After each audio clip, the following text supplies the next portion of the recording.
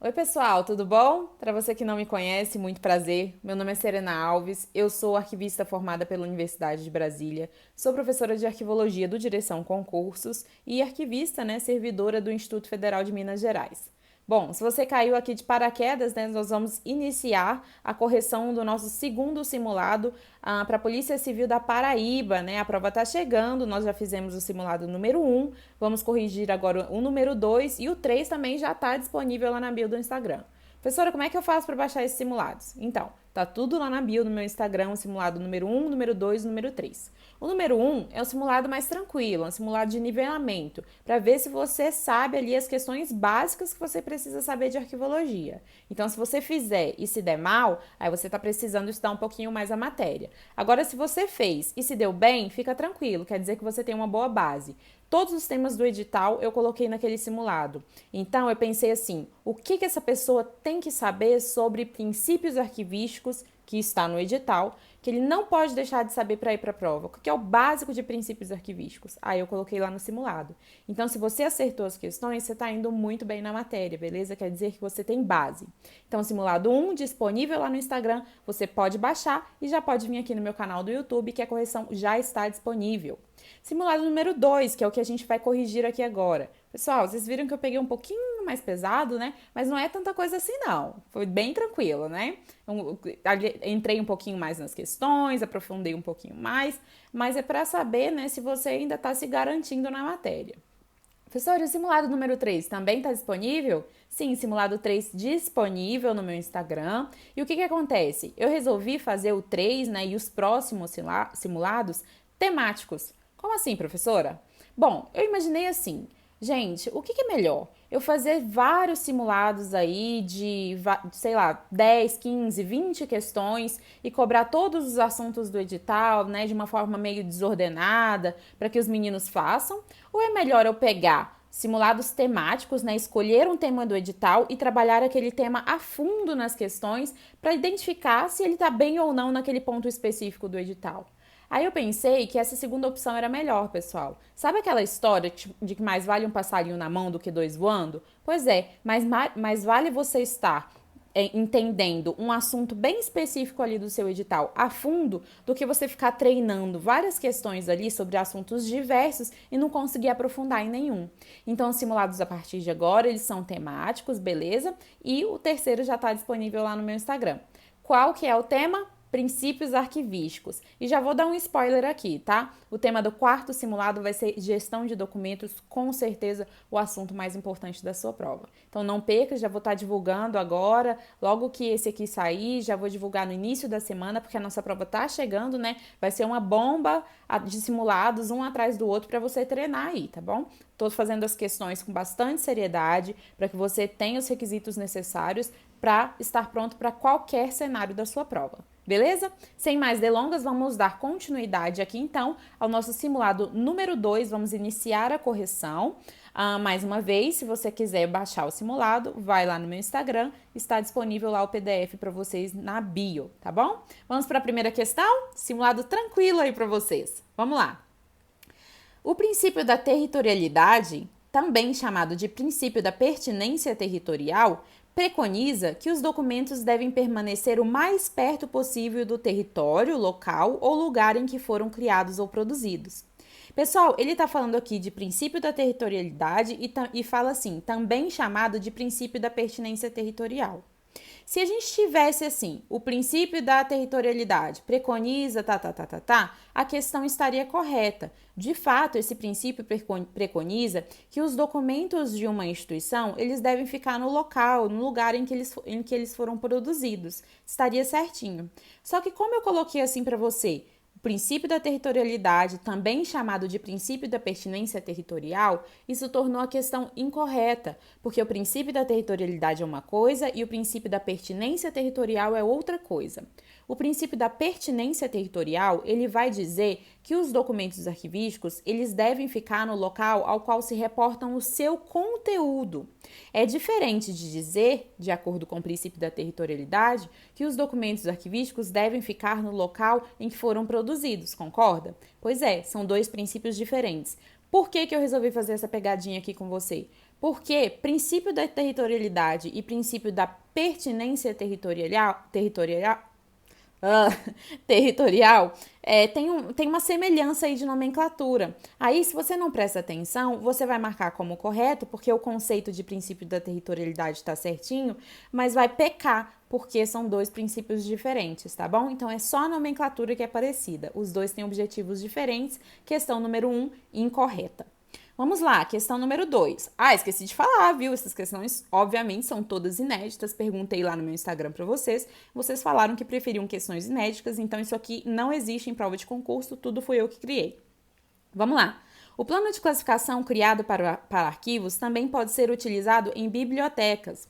Pessoal, o que é plano de classificação?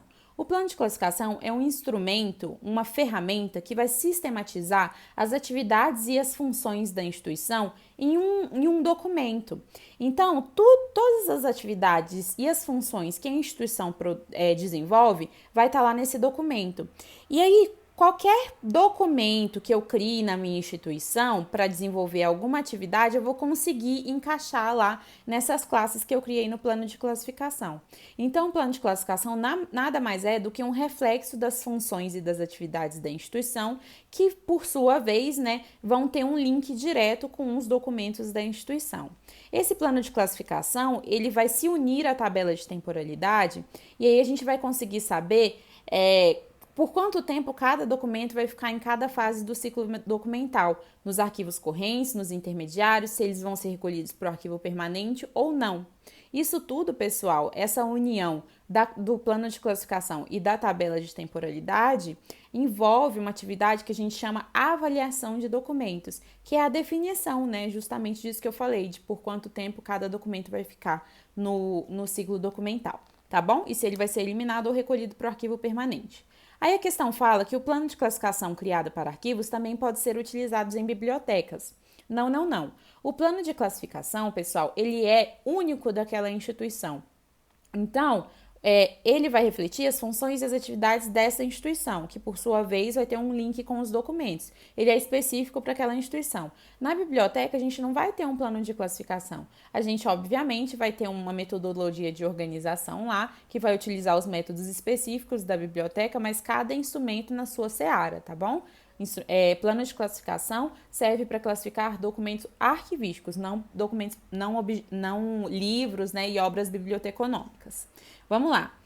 Então, questão número 2, incorreta, vamos para o número 3.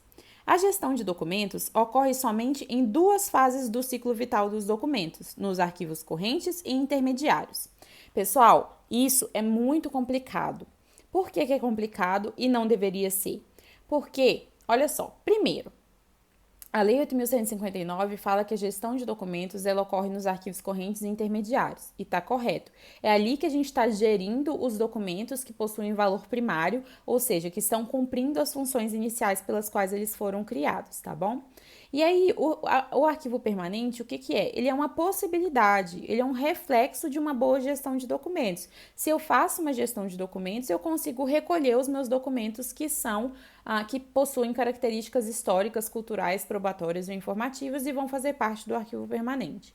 Eu não tenho gestão de documentos no arquivo permanente. O que eu tenho no arquivo permanente é a guarda de documento de valor histórico. Eu não tenho gestão no arquivo permanente. Por que eu coloquei essa questão aqui, sendo que parece tão tranquilo da forma como eu estou falando?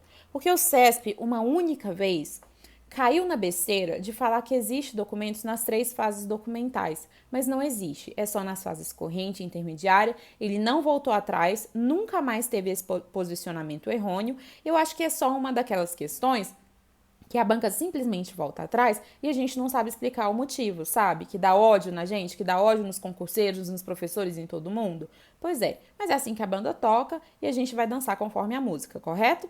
Vamos lá então, guarde gestão de documentos, arquivos correntes e intermediários, permanentes não. Questão número 3, então, certinha, e vamos para número 4. O plano de classificação é criado na fase de utilização do programa de gestão de documentos, mas seu uso deve ocorrer sempre na fase de produção, deve ocorrer desde a fase da produção. Pessoal, é o seguinte, uma coisa é você criar o plano de classificação, estruturar, sistematizar o plano de classificação, criar um plano. Outra coisa é você classificar. tá bom? Tem essas duas diferenças. Quando é que eu classifico os documentos? Eu classifico quando eu crio os documentos, né, nos meus setores de trabalho, ou quando eu recebo os documentos pelo protocolo, né? Outras instituições ou pessoas físicas enviam, eu recebo esse documento e classifico ali no protocolo. Ambos ocorrem nos arquivos correntes, tá bom? Agora, a produção do plano de classificação, né? A Comissão Permanente de Avaliação de Documentos senta e vai produzir o plano de classificação da instituição, ela ocorre na fase de utilização do programa de gestão de documentos. A classificação, ela ocorre na produção do programa, do programa de gestão de documentos e lá nos arquivos correntes e nos protocolos quando os documentos são recebidos. Agora, o plano de classificação ele é produzido pela CEPAD na fase de utilização. Beleza? Tem essa diferença aí. Eu coloquei isso aqui porque sempre surge essa dúvida dos alunos, inclusive resolvi eu mandei um áudio para uma aluna antes de ontem que me perguntando sobre isso. Professora, mas como assim classificação é na produção e o plano de classificação é na utilização? É que o plano de classificação ele é produzido na fase de utilização, né, pela Comissão Permanente de Avaliação de Documentos, mas a utilização, o ato de classificar, é na fase de produção, quando os documentos são criados. E também, né, nos arquivos correntes e nos protocolos, né, se a gente estiver falando em questões práticas da atuação da classificação, tá bom? Então, a questão aí está dizendo que o plano de classificação é criado na fase de utilização do programa de gestão de documentos. Beleza, ele é criado na fase de utilização, mas o seu uso deve ocorrer desde a produção. Beleza, na fase de produção do programa de gestão de documentos e lá nos arquivos correntes e no protocolo a gente aplica a classificação, tá bom? Certinho, então, questão número 5. O SINAR define a Política Nacional de Arquivos Públicos e Privados, enquanto o CONARC a implementa. Na verdade, pessoal, o CONARC vai definir a Política Nacional de Arquivos Públicos e Privados e o SINAR ele vai implementar a Política Nacional de Arquivos Públicos e Privados por meio das instituições que o compõem, beleza? Os sistemas de arquivo, né, eles são organizações que se estruturam, né, organizações arquivísticas que se juntam para um determinado bem, né, para um determinado bem comum, né, para desenvolver as atividades. No caso aqui, implementar a Política Nacional de Arquivos Públicos e Privados, e vai ter sempre um órgão central que vai comandar as atividades desse sistema. E o órgão central do SINAR é o CONARC. Então, o CONARC define a Política Nacional de Arquivos Públicos e Privados e o SINAR vai implementar a Política Nacional de Arquivos Públicos e Privados. Isso cai demais em prova. Por isso, a nossa questão número 5 está incorreta.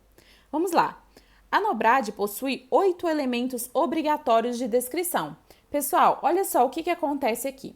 A NOBRAD é a norma brasileira de descrição arquivística, tá bom? Para começar, a NOBRAD é a norma brasileira de descrição arquivística. Para que serve uma norma brasileira de descrição arquivística? Para nos ajudar a descrever os documentos, pessoal. Os documentos, eles precisam ser descritos para que a gente possa ter acesso a eles. Deixa eu só liberar aqui, porque daí eu vejo aqui que eu separei para falar sobre isso para vocês. E o computador entrou em modo de espera. Vou ficar movendo aqui o mouse. Tá, continuando. As normas de descrição, pessoal, elas nos ajudam a descrever os documentos, sabe? Quando eu vou, por exemplo, criar um instrumento de pesquisa para facultar a consulta dos documentos lá nos arquivos permanentes para o cidadão, eu, antes de produzir o instrumento de pesquisa, eu utilizei uma norma de descrição arquivística, que no caso aqui é a brasileira, né, para me ajudar a fazer uma melhor descrição, a melhor descrição que eu posso fazer de um conjunto documental. E essas normas brasileiras, elas têm requisitos, né, obrigatórios, requisitos que devem conter para que a gente tenha uma boa descrição. E aí, a questão está falando que a norma brasileira de descrição arquivística, que é a NOBRAD, ela tem 8 elementos que necessariamente tem que conter na descrição.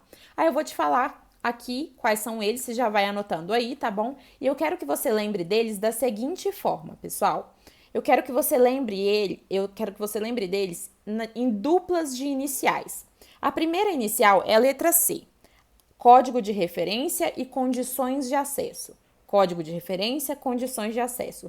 A segunda inicial que eu quero que você lembre é data e dimensão e suporte. Data e dimensão e suporte. Terceira inicial que eu quero que você lembre é condições de acesso, já falei. É a nível de descrição e nome dos produtores. Nível de descrição e nome dos produtores. Já foram 5, certo? E a próxima que eu quero que você lembre é título. Título.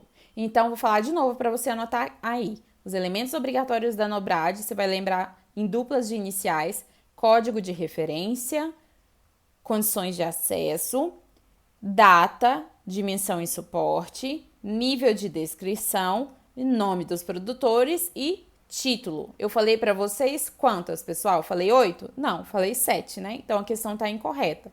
Mas mais do que lembrar a quantidade, né, de elementos obrigatórios da NOBRAD, você tem que lembrar quais são eles. Por isso que eu quero que você lembre em duplas de iniciais. Mais uma vez, condições de acesso, código de referência, data, dimensão e suporte, nome dos produtores, nível de descrição e a última sozinha, o título ali. Beleza? São 7 elementos obrigatórios de descrição.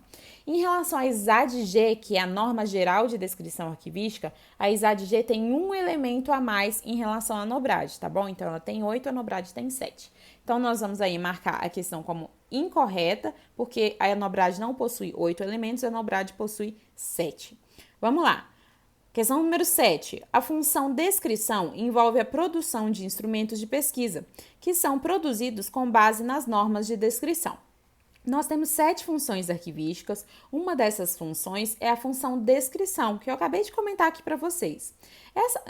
Quando a gente descreve, pessoal, o que acontece? A gente analisa os documentos, pega os elementos daqueles documentos que os representam, né, que os compõem, né, e aí a gente descreve esses documentos em um instrumento de pesquisa ou em um sistema, né, vai depender do nosso objetivo. Aí ele está falando que a função descrição envolve a produção de instrumentos de pesquisa. Sim, envolve. Eu descrevo, né, o meu conjunto documental, produzo instrumentos de pesquisa e esses instrumentos de pesquisa vão ajudar o cidadão que está interessado na documentação lá no meu arquivo permanente a identificar se o que ele procura, né, ele vai encontrar ali naquele arquivo no nível de detalhamento que ele quiser. Então, sim, a descrição ela vai envolver a produção de instrumentos de pesquisa, que são produzidos com base nas normas de descrição. Sim, esses instrumentos, né, a partir da descrição, utilizam as normas de descrição, como a NOBRAD e a ISAD-G, que eu acabei de comentar com vocês, e aí eu vou produzir uma melhor descrição, um melhor instrumento de pesquisa, justamente porque eu utilizo essas normas, né, que vão me falar quais são os elementos que são bacanas, né, para que a gente tenha no instrumento de pesquisa. Então, questão aí número 7, certíssima. Vamos lá, questão número 8. Se um SIGAD deixar de ser utilizado em uma instituição, todos os documentos devem ficar acessíveis permanentemente. Pessoal, SIGAD, Sistema Informatizado de Gestão Arquivística de Documentos. A gente não tem a gestão documental comum, né? Que é a gestão documental que a gente faz nas organizações, nas empresas públicas, nas empresas privadas, né? Classificar os documentos, deixar o que é corrente nos arquivos correntes, o que é intermediário nos arquivos intermediários, eliminar, recolher o que é permanente para o arquivo permanente. Pois é, isso é uma gestão documental básica, né? Só que aí a gente tem o uso das tecnologias, correto? Hoje em dia a gente produz, a gente tramita documentos, tudo em sistemas, né? Tudo digitalmente.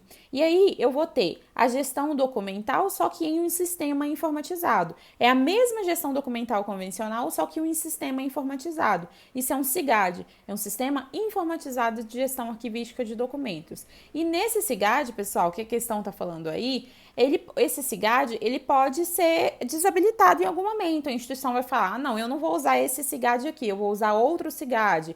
Não, eu vou usar outra metodologia de organização, vou usar um GED, né, que vou fazer um gerenciamento eletrônico de documentos, ou só um gerenciamento de documentos eletrônicos, né, um GDE.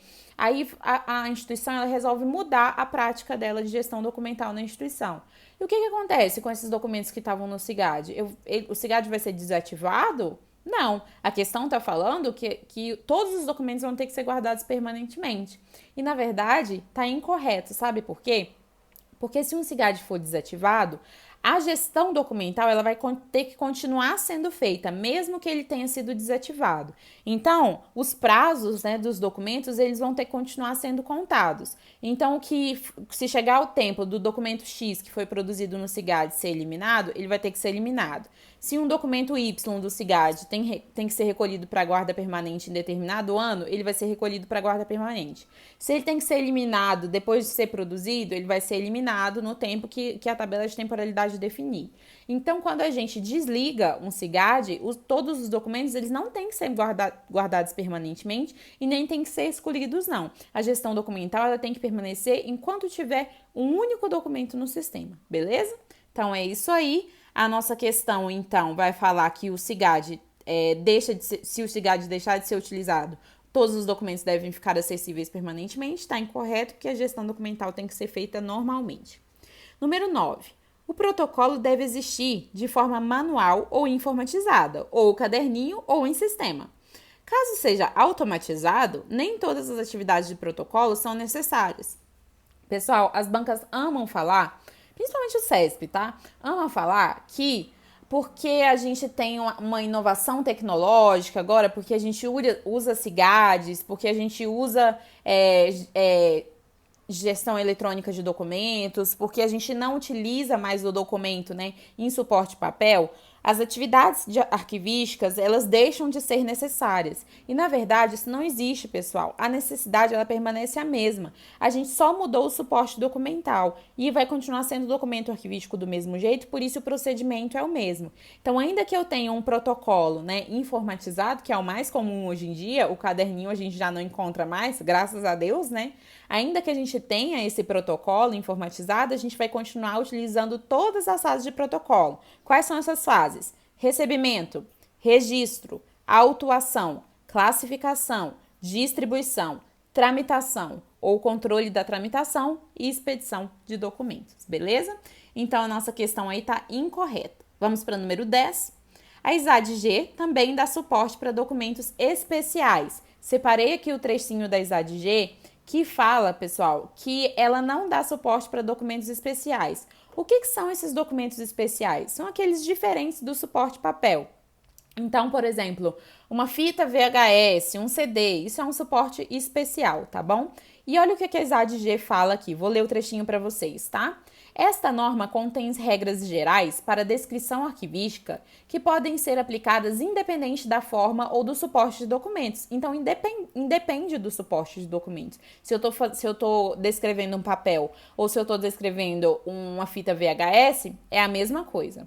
As regras contidas nessa norma não dão orientação para a descrição de documentos especiais, tais como selos, registros sonoros ou mapas. Manuais expondo regras de descrição para tais documentos já existem. Essas normas deveriam ser usadas em combinação com esses manuais para possibilitar uma adequada descrição de documentos especiais. Então, olha só, não é que não pode usar a ISAD-G para descrever documentos especiais. Sim, pode descrever documentos especiais, não tem problema nenhum, pessoal. Mas ela não é feita para isso, porque já existem outras normas. Por que eu coloquei essa questão aqui? Porque em todas as normas de descrição, nós temos um inicinho, normalmente nas primeiras páginas, que ela vai dar diversas informações adicionais para a gente sobre a norma e costuma cair em prova, tá bom? Assim começa esse ponto muito específico que eu falei aqui para vocês da ISAD-G, tá bom? Então, a questão aí número 10 vai estar incorreta porque ela não dá suporte para documentos especiais, ela não foi feita para isso. Ela pode ser utilizada para isso, mas não foi feita para isso. Questão número 11. Segundo a Lei 12.527 de 2011, conhecida como Lei de Acesso à Informação, o Arquivo Nacional é o responsável, na forma da lei, pela gestão da documentação governamental e deve tomar as providências para franquear sua consulta a quanto delas necessitem. Pessoal, o que acontece? Tudo é culpa do Arquivo Nacional. Tudo ele é responsável, é incrível. E, na verdade, nesse caso aqui, não é o Arquivo Nacional, né, que é responsável pela gestão da documentação governamental. Imagina, quem é o Arquivo Nacional para dar conta de tudo o que o governo produz, né? Cada instituição que produz a sua documentação, ela é responsável pela gestão daqueles documentos. Depois dá uma olhadinha no artigo 6º da Lei 12.527 de 2011. Ele vai falar que cabe aos órgãos públicos e às entidades do poder público, observadas as normas e os procedimentos específicos aplicáveis, assegurar, né, gestão transparente da informação, blá, blá, blá, blá, blá, blá, blá. Então, o Arquivo Nacional, ele só é responsável pela gestão e pelo recolhimento dos arquivos que são produzidos diante do Poder Executivo Federal. Só isso. O Arquivo Nacional não dá conta de tudo, pessoal. Então, cada instituição ela tem que ser responsável pelas suas próprias documentações. E aí, quem é que vai recolher os documentos das outras esferas? Os arquivos públicos nas respectivas esferas de competência. No caso do Poder Executivo Federal, o Arquivo Nacional, tá bom? Então, coitado do Arquivo Nacional, sempre pense assim, tá? Questão número 11, então, incorreta, vamos para 12.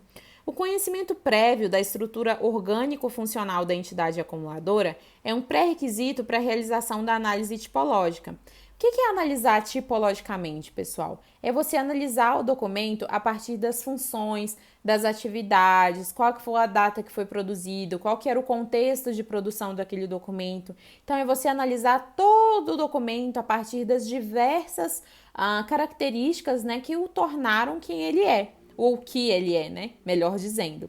Então, o que ele está falando aqui? Você conhecer a estrutura orgânico-funcional da instituição, né? É um pré-requisito para que você faça uma análise tipológica? Sim, porque se eu não entendo a estrutura orgânico-funcional da instituição, eu não entendo o contexto de produção do documento. Eu não sei por que ele foi produzido, por quem, quando, se sempre foi produzido assim. Então, por isso que é um pré-requisito para análise tipológica você conhecer a organização nesse nível, tá bom? Questão número 12, então, certinha. Vamos para 13. Documentos microfilmados possuem valor legal, assim como os digitalizados. O que vocês acham? Professora, eu já li que só os documentos microfilmados possuem valor legal. Pois é, eu sei que você está certo, eu sei que você já leu isso, mas diante do decreto 10.278, de 18 de março de 2020, essa já não é mais uma realidade. Os documentos digitalizados, eles também possuem valor legal, pessoal. É qualquer documento digitalizado? Não, não. A digitalização ela tem que ser feita a partir de uma série de requisitos para que esse documento seja considerado um documento original, né, com valor legal perante a justiça, tá bom?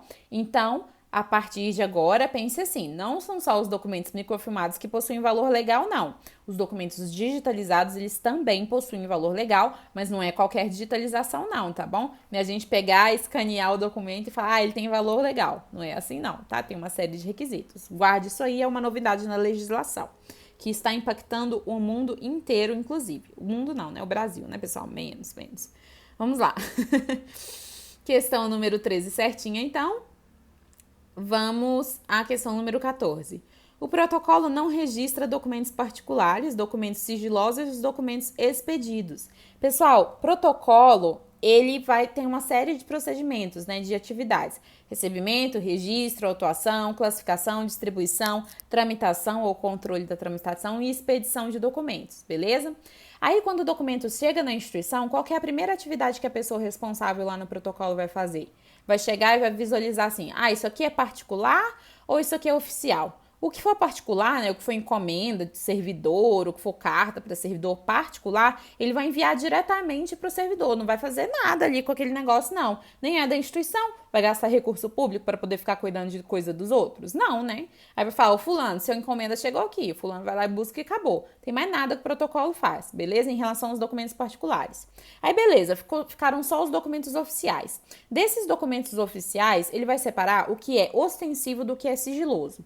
O que é sigiloso, ele também vai enviar diretamente para o destinatário, tá, pessoal? Não tem nenhuma ação a ser empreendida em documentos sigilosos por parte do protocolo. Não há o que se falar em abrir documento, nada, em registro, nada. É só envio para o destinatário, tá bom?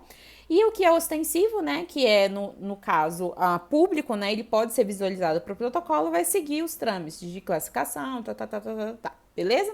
Então, aqui a questão fala, o protocolo não registra documentos particulares, não, que eu falei para você, vai direto para o destinatário. Não registra documentos sigilosos, também não, vai direto para o destinatário. E documentos expedidos? Registra, pessoal. Documentos expedidos são os que estão saindo de dentro para fora da instituição. Então, o protocolo vai registrar aquilo ali no sistema sim, tá bom? Para a gente saber que o documento ele foi enviado para o órgão X, ou para a pessoa física X, ou para outra pessoa jurídica Y, beleza? Então, é isso aí. A questão número 14 está incorreta, porque documentos expedidos são sim registrados. Questão número 15. Documentos de valor primário são encontrados nas 3 fases do ciclo vital dos documentos, mas os de valor secundário só podem ser encontrados nos arquivos permanentes. Pessoal, o que são documentos de valor primário e documentos de valor secundário? Documentos de valor primário são aqueles documentos que possuem características administrativas, fiscais e legais. Esses documentos, eles estão cumprindo as funções pelas quais eles foram criados nos arquivos correntes e nos arquivos intermediários. Aí, quando eles cumprem essas funções, quando eles atingem o seu objetivo e a tabela de temporalidade, diz que o prazo ele foi atingido, aí o que acontece? Esses documentos eles podem ser eliminados ou podem ser recolhidos para o arquivo permanente.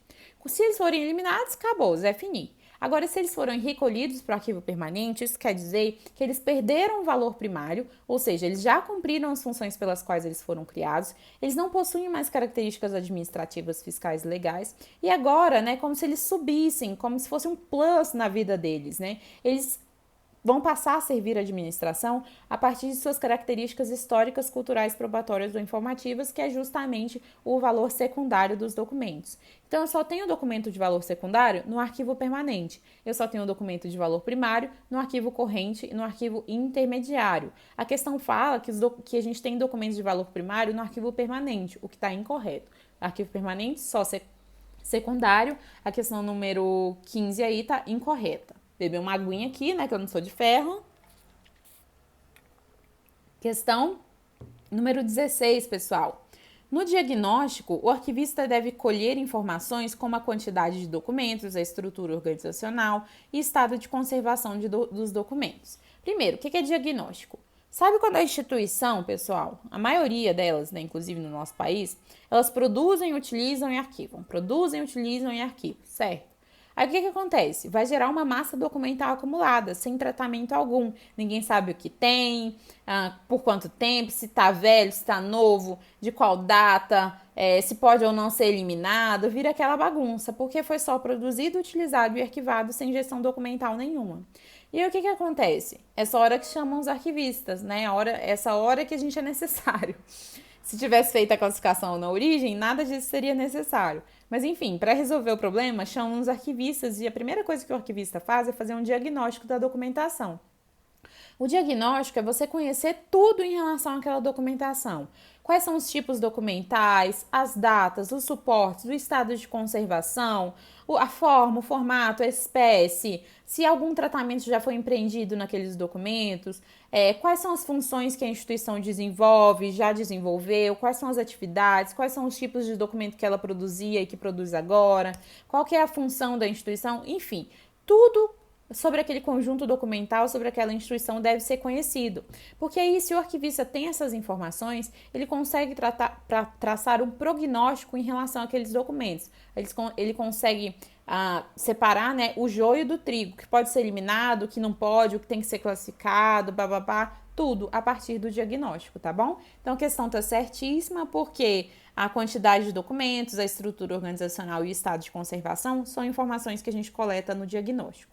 Questão número 16, certa. Questão 17. Documentos ultrasecretos, de acordo com a Lei 12.527 de 2011, ficam restritos por 15 anos, prorrogáveis por mais 15 anos. Pessoal, de acordo com a Lei 12.527 de 2011, nós temos 3 possíveis níveis de sigilo que a gente pode aplicar nos documentos. Se o documento for sigiloso, de fato, aí ele vai poder ser ultrasecreto, secreto ou reservado. Cada uma dessas categorias, elas têm prazos máximos de restrição. Os ultrasecretos, eles podem ficar no máximo por 25 anos restritos, mais 25 prorrogáveis. Os secretos, eles ficam por 15 anos, sem prorrogação, e os reservados, eles ficam por 5 anos. Então, ultrasecreto 25, secreto 15 e reservado 5, beleza? E aí a questão está falando que os ultrasecretos ficam restritos por 15 prorrogáveis por mais 15. Na verdade, não. Ultrasecretos ficam restritos por 25 prorrogáveis por mais 25 anos, beleza? Incorreta, então, a 17. Número 18. Tá acabando, pessoal. Vamos lá. A microfilmagem é um recurso que preserva os documentos originais? Pessoal, a microfilmagem é um recurso de preservação, sim, porque ao invés de eu disponibilizar os documentos originais para o cidadão, para os interessados ali, eu disponibilizo os microfilmados e aí os originais ficam preservados lá, né? Não vai ter um manuseio inadequado, né? Possibilidade de intervenções que a gente não gostaria nos suportes documentais. Então, quando eu microfilmo, eu faculto acesso a partir dos documentos microfilmados e daí os originais ficam lá guardadinhos, tá bom? Então, beleza, questão número 18 certinha, vamos para 19. No EARC Brasil, os requisitos altamente desejáveis são indicados pela frase o CIGAD deve. Pessoal, nós temos 3 níveis de classificação no EARC Brasil. O EARC Brasil é um modelo de requisitos para sistemas informatizados de gestão arquivística de documentos, o CIGAD. Lembra que eu falei para você do CIGAD, que é a gestão documental em sistemas informatizados? Pois é. Aí o EARC Brasil é um modelo, né, como se fosse um instrumento de descrição arquivística que a gente já estudou. O EARC Brasil é um modelo que vai falar como é que o que o CIGAD tem que ter para ele ser bom, para ele ser um bom sistema informatizado de gestão arquivística, porque senão ele vai ser um sistema que não vai contemplar as questões arquivísticas que devem contemplar e a gente vai ter uma bagunça, só que agora uma bagunça digital. Então o CIGAD ele vai proporcionar, né, uma série de requisitos, né, que vão me dizer se o meu sistema é bom ou não é um sistema bom. E aí, pessoal, o CIGAD elenca, né, esses requisitos a partir de níveis de necessidade. Aí a gente tem os requisitos que são obrigatórios, os requisitos que são altamente desejáveis e os requisitos que são facultativos. Os requisitos que são obrigatórios, o CIGAD vai falar assim, o CIGAD tem que ter isso. Requisitos obrigatórios, vai estar escrito que o CIGAD tem que ter determinada coisa. Os altamente desejáveis vai falar que o CIGAD deve ter alguma coisa. E os requisitos facultativos vai falar que o CIGAD pode fazer alguma coisa. Então, quando for um requisito obrigatório para que eu tenha um bom CIGAD, um bom sistema informatizado, o que eu vou ter escrito lá? Que o CIGAD tem que ter isso. Quando for um requisito altamente desejável, vai estar escrito que o CIGAD deve fazer isso. E quando for um requisito facultativo, né, pode ter, tal, se quiser, vai estar escrito que o CIGAD pode ter isso ou não, beleza? Então é isso que a questão está falando. No EARC Brasil, os requisitos altamente desejáveis são indicados pela frase o CIGAD deve? Sim, altamente desejável, o CIGAD deve. Vamos lá, questão número 20, última questão. Pessoal, já me desculpa pelo barulho lá fora, eu sei que tá barulhento, mas a nossa prova tá chegando, não tem outro horário para eu gravar isso, então tem que ser do jeito que é, tá? Já peço desculpas aí. Vamos lá. Sempre que um documento arquivístico é criado, ele deve ser classificado. Pessoal, todo documento arquivístico ele tem que ser classificado e ele tem que ser classificado na origem. Quando eu crio o documento no meu setor de trabalho para desenvolver alguma atividade, eu tenho que colocar uma classificação. Quando o protocolo recebe o documento de uma pessoa jurídica externa ou de uma pessoa física, tem que aplicar a classificação. Porque é a classificação que vai me dizer, em conjunto com a tabela de temporalidade, por quanto tempo o meu documento vai ficar no arquivo corrente, se ele vai ser eliminado diretamente do arquivo corrente, ou não, se ele vai ser transferido para o meu arquivo intermediário e vai ser eliminado no arquivo intermediário ou recolhido para o arquivo permanente, ou não, se ele vai do arquivo corrente diretamente para o arquivo permanente, né, se ele vai ter esse recolhimento direto. Então, é tudo a partir da classificação. É tudo porque eu apliquei aquele código lá no meu documento quando ele foi criado ou quando ele foi recebido para a minha instituição. Tá bom? Então, a nossa questão número 20 aí está correta. Eu espero que vocês tenham ido muito bem no simulado. Eu fiz com muito carinho. Tá aqui para vocês de graça, sem custo algum. É para vocês estudarem mesmo. Eu quero que vocês vão, assim, nossa, muito bem na prova, que vocês tirem uma nota excelente. Não quero que a arquivologia seja um problema para vocês. Por isso que eu tenho feito esses simulados. Acompanhe o simulado número 3, já está disponível lá. O tema é princípios arquivísticos. Os próximos vão ser temáticos também. Então, você vai poder identificar se você está bem ou não naquele conteúdo específico ali de arquivologia. Se cair na sua prova, pessoal, princípios arquivísticos, eu tenho certeza que você vai acertar, porque o simulado tá da hora. Então, vai lá no meu Instagram, baixa o simulado de princípios arquivísticos. Daqui a pouco o vídeo vai estar disponível também e eu vou divulgar outros simulados aqui até a sua prova, tá bom? E não deixa de me falar, né, pessoal? Por favor, comenta aqui embaixo como é que vocês se saíram, né? Se estava difícil, se não estava, se vocês foram bem ou se não foram, para eu ter uma ideia também, um parâmetro para os próximos simulados, tá bom? Beijo pra vocês, abraços, tá bom? Muito bom estudo pra vocês, que vocês continuem com garra nessa reta final. Agora é a hora de pegar no tranco mesmo, pessoal. Tá acabando, tá? Só mais alguns dias. Tenho certeza que vocês vão fazer uma excelente prova. Até a próxima. Tchau, tchau.